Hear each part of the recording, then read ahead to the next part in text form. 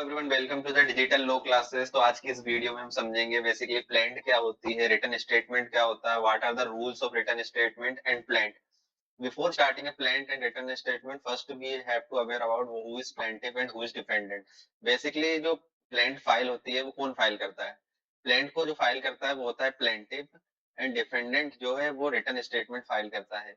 Basically जब भी कोई शूट होता है तो कोर्ट में जो केस फाइल करने वाली पार्टी है उसको हम प्लेंटिफ कहते हैं, और जिस पर्सन के अगेंस्ट में केस फाइल होता है उसको डिफेंडेंट कहते हैं। ठीक है, तो आगे बढ़ते हैं। हम अब कुछ रूल्स समझते हैं कि जो प्लेंट फाइल होती है उसमें क्या क्या चीजें मेंशन होती है। ये हमें बहुत ये हमें पता होना चाहिए। बेसिकली ये बहुत इंपॉर्टेंट चीज है, बिकॉज जो केस की शुरुआत है वो प्लेंट से ही होती है। ठीक है, तो हम समझते हैं सारी चीजें। The name of the court in which the suit is vote means, plaint में सबसे पहले हमें कोर्ट का नेम मेंशन करना है जिस भी कोर्ट में हम सूट को फाइल कर रहे हैं। ठीक है, then after the name, description and place of residence of the plaintiff. Then after we have to mention the description of the plaintiff. जो पार्टी केस फाइल कर रही है उसका ब्रीफ डिस्क्रिप्शन देना है, उसका नेम, प्लेस ऑफ रेसिडेंस, ये सारी चीजें मेंशन करनी है। ठीक है, then after the name and description and place of residence of the defendant. Then उसी तरह हमें डिफेंडेंट का भी डिस्क्रिप्शन मेंशन करना है प्लेंट में। ठीक है, then after the plaintiff or defendant is a minor or person of unsound mind, a statement to the effect। अगर कोई पार्टीज मान लो उनमें अनसाउंड माइंड है तो हमें इस चीज को मेंशन करना है प्लेंट में कि पार्टी एक्स और पार्टी वाई, जो भी पार्टी हो केस में, वो अनसाउंड माइंड है, ऐसा एक स्टेटमेंट देना है। Then after the fact constituting the cause of action and when it arose. ऐसे फैक्ट को मेंशन करना है जो कि कॉज ऑफ एक्शन को बता रहे हैं, मतलब जिसकी वजह से ही ये डिस्प्यूट अराइज हुआ, वो उस फैक्ट को हमें मेंशन करना है प्लेंट में। ठीक है, then after the fact showing the court has jurisdiction means, हमें वो सारे फैक्ट को ही मेंशन करना है प्लेंट में जो कि कोर्ट का जुडिक्शन डिसाइड करने में हमारी मदद कर रहे हैं। ठीक है, then after the relief which the plaintiff claim, then this is the one of the most important thing that the plaintiff must contain, that is a relief। मतलब आप क्या चाह रहे हो? आप जो केस फाइल कर रहे हो सामने वाले पर्सन के अगेंस्ट में, तो आप कुछ ना कुछ रिलीफ चाह रहे हो, तभी आप केस फाइल कर रहे हो ना, तो हमें रिलीफ को मेंशन करना बहुत जरूरी है। ठीक है, अदरवाइज आपको रिलीफ नहीं मिलेगा कोर्ट से। ठीक है, then after where the plaintiff is allowed a setup or relinquished a portion of his claim, the amount so allowed or relinquish. इसका ने कोई सूट फाइल किया कि मुझे सामने वाली पार्टी से 1 लाख पीस चाहिए। ठीक है, अब सामने वाली पार्टी बोल रही है कि मुझे भी आपसे कुछ पैसा चाहिए, मतलब उसका भी कुछ ड्यू बाकी है, तो उसने बोला मुझे 50,000 रुपए मुझे भी लेने हैं। तो उस केस में क्या हुआ कि प्लेंटिफ एग्री कर रहा है कि हाँ ठीक है, आप 50,000 रुपए आपको आपको देना है मुझे, तो मैं रिमेनिंग 50,000 रुपए दे दीजिए, आप मेरे को 50,000 रहने दीजिए। तो उस केस में क्या होगा कि जो 50,000 है सिर्फ उसके लिए ही केस आगे चालू रहेगा। ठीक है, then after a statement of the value of the subject matter of the suit for the purpose of jurisdiction and the court fees।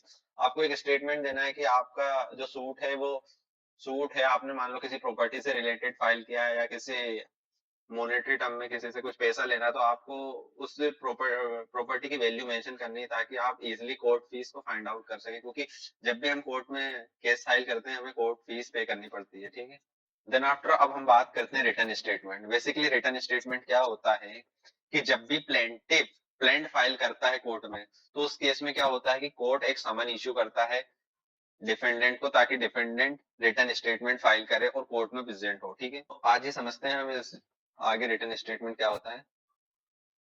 Against the plaint submitted by the plaintiff, the defendant in his reply appear and file written pleading by way of defense, which is known as written statement। जैसा कि हमने अभी समझा है कि जो plaint के against में जो रिप्लाई होता है उसको ही रिटर्न स्टेटमेंट कहते हैं। If the defendant failed to file a written statement at or before the first hearing, the court can extend the time for filing it if the circumstances permit।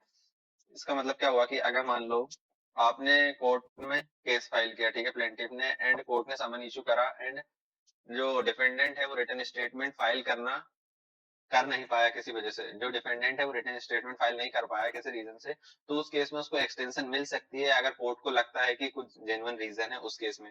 ऐसा ये case हुआ था मेहर चंद versus सूरज भान का। इस case में extension allowed किया गया था डिफेंडेंट को।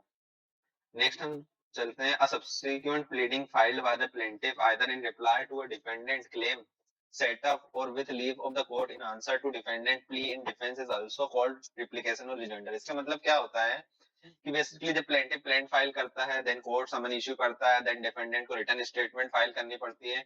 तो जो रिटर्न स्टेटमेंट में जो रिप्लाई दिया है डिफेंडेंट का, उसका भी तो प्लेंटिव को फिर रिप्लाई देना पड़ता है ना, तो उस रिप्लाई को बोलते हैं रिप्लिकेशन एंड रिजॉइंडर। देन आगे हम चलते हैं कुछ rules related to return statement. ये बहुत ही इंपॉर्टेंट है, ये सारे रूल्स हमें पता होना चाहिए, बिकॉज जब भी हम रिटर्न स्टेटमेंट फाइल करते हैं हमें ये सारी चीज को अपने माइंड में कैप्चर करनी है, ठीक है। One has to deny the averment of the plaint petition which are incorrect, perverse or false. In case averment contained in any paragraph of the plaint is not denied specifically, it is presumed to have been admitted by other party. इसका मतलब क्या होता है कि मान लो plaint में कुछ जो भी प्लेंट में जो स्टेटमेंट लिखा है, तो डिफेंडेंट को उसको स्पेसिफिकली डिनाई करना है, ठीक है। अगर उसको लगता है कि ये गलत है, ये जो प्लेंट में जो स्टेटमेंट लिखा है ये गलत है, तो उसको डिनाई करना है उसको, ठीक है। अगर वो डिनाई नहीं करता है तो हम ये प्रिज्यूम कर लेंगे कि डिफेंडेंट ने इस चीज को एक्सेप्ट कर लिया है, ठीक है। The denial has to be specific and not evasive, मतलब जो डिनाइल है वो स्पेसिफिक होना चाहिए। प्लेंट के हर एक पेरा का जो लिखा है उसका एक स्पेसिफिक डिनायल होना चाहिए, ऐसा नहीं जनरल डिनायल को एक्सेप्टेंस कभी नहीं मिलेगी, ठीक है। After general allegation the plaint can not be said to be इंडिविड, ये हमने अभी समझा अभी इसको, ठीक है। आगे बढ़ते हैं हम। If the plaint has raise a point which is not admitted by the opposite party in correspondence in exchange, it is generally advisable to deny such point and let at the onus to the prove that point upon complaint. इसका मतलब क्या होता है कि जैसे plaint में कुछ point mention करा है प्लेंटिव में और आपको लग रहा है कि एक पॉइंट गलत है, ये जो भी मेंशन करा है प्लेंटिव ने ये सही नहीं है, तो उस केस में आप उसको जनरली डिनाई कर देते हो और फिर उसके बाद उस पॉइंट को प्रूव करने की जो अल्टीमेट रिस्पॉन्सिबिलिटी रहती है वो प्लेंटिव की रहती है, ठीक है। तो आपको कुछ नहीं करना, आपको लग रहा है ये चीज गलत है ना, आप डिनाइल करो उसको, देन आफ्टर जो भी प्रूव करने की रिस्पॉन्सिबिलिटी वो प्लेंटिव की है, ठीक है। Then after attach relevant correspondence, invoice, challan, document, extract of the books account or relevant paper as annexure while reply is drafted to a particular paragraph of the plaint। मतलब आपको क्या है, जो भी इनवॉइसेस चालान डॉक्यूमेंट जो भी आपको proof के लिए है वो आपको रिटन स्टेटमेंट में लगाना है, अगर किसी पॉइंट से रिलेटेड है वो प्लेंट में। Then after the reply to each of the paragraph of the plan to be drafted and given in such manner that no paragraph of the plan is left and unattended। मतलब आपको सारे paragraph का reply करना है return state में, ऐसा नहीं है कि आप किसी एक पैराग्राफ को छोड़ दोगे और दूसरे का रिप्लाई दे दोगे, ऐसे में दिक्कत हो जाएगी, ऐसे में फिर वो एडमिसल हो जाएगा। आप जिस पैराग्राफ का रिप्लाई नहीं करोगे ना वो प्रिज्यूम हो जाएगा कि आपने उसको एक्सेप्ट कर लिया, तो आपको हर एक का रिप्लाई करना है रिटर्न स्टेटमेंट में, ठीक है। तो थैंक यू सो मच। आगे की वीडियो में हम समझेंगे कि प्लेंट को कैसे ड्राफ्ट करते हैं, रिटर्न स्टेटमेंट को कैसे ड्राफ्ट करते हैं, बिकॉज एक लॉयर को ये सारी चीजें पता होनी चाहिए।